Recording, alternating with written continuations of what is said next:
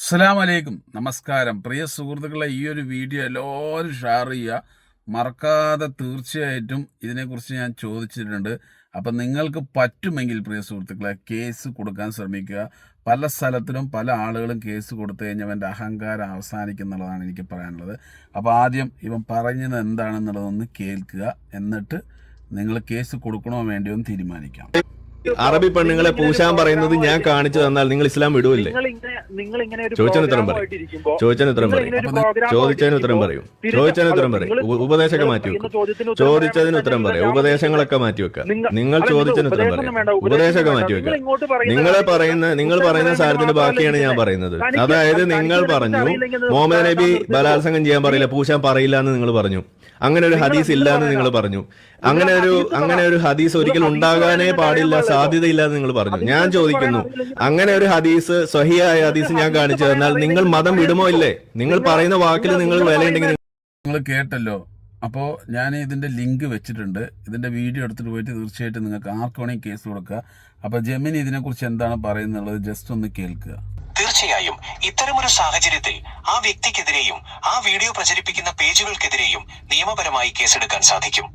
ഇന്ത്യയിൽ ഒരു മതത്തെയോ മതവിശ്വാസികളെയോ പ്രവാചകനെയോ അവഹേളിക്കുന്നതും ജനങ്ങൾക്കിടയിൽ ശത്രുതയും വിദ്വേഷവും വളർത്തുന്നതും കടുത്ത ശിക്ഷ ലഭിക്കാവുന്ന കുറ്റങ്ങളാണ്.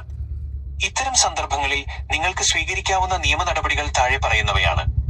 1. ഏതൊക്കെ വകുപ്പുകൾ പ്രകാരം കേസെടുക്കാം?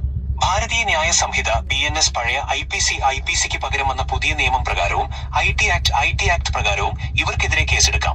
BNS സെക്ഷൻ 299, പഴയ IPC 295A, മനഃപൂർവ്വം ഒരു മതത്തിന്റെയോ മതവിശ്വാസത്തിന്റെയോ വികാരങ്ങളെ വ്രണപ്പെടുത്തുക, അപമാനിക്കാൻ ശ്രമിക്കുക.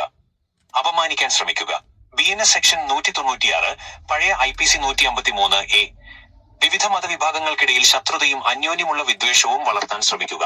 BNS സെക്ഷൻ 353, പഴയ IPC 505, പൊതുജനങ്ങളിൽ ഭീതിയോ പരസ്പര വിദ്വേഷമോ ലഹളയോ ഉണ്ടാക്കാൻ പ്രേരിപ്പിക്കുന്ന തരത്തിലുള്ള വ്യാജ പ്രചാരണങ്ങളോ പ്രസ്താവനകളോ നടത്തുക. IT act section 67, act 67, social മീഡിയയിലൂടെ അശ്ലീലമായതോ മോശമായതോ ആയ കാര്യങ്ങൾ പ്രചരിപ്പിക്കുക. 2. നിങ്ങൾ എന്താണ് ചെയ്യേണ്ടത്? തെളിവുകൾ ശേഖരിക്കുക. ആ വ്യക്തി ലൈവിൽ പറഞ്ഞ കാര്യങ്ങളുടെ വീഡിയോ ക്ലിപ്പുകൾ, സ്ക്രീൻഷോട്ടുകൾ, ആ വ്യക്തിയുടെ പ്രൊഫൈൽ ലിങ്ക്, URL എന്നിവ കൃത്യമായി ഡൗൺലോഡ് ചെയ്ത് സൂക്ഷിക്കുക.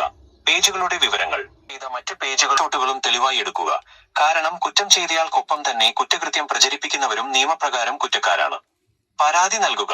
നിങ്ങളുടെ അടുത്തുള്ള പോലീസ് സ്റ്റേഷനിലോ അല്ലെങ്കിൽ നേരിട്ട് സൈബർ സെല്ലിലോ സൈബർ സെൽ രേഖാമൂലം പരാതി നൽകാം. കേരള പോലീസിന്റെ ഔദ്യോഗിക വെബ്സൈറ്റ് വഴിയോ തൂന ആപ്പ് വഴിയോ ഓൺലൈനായും പരാതി രജിസ്റ്റർ ചെയ്യാം. ദേശീയ cyber crime portal cybercrime.gov.in link വഴിയും പരാതി നൽകാവുന്നതാണ്. അപ്പോൾ പ്രിയ സുഹൃത്തുക്കളെ, നിങ്ങൾ കേട്ടല്ലോ.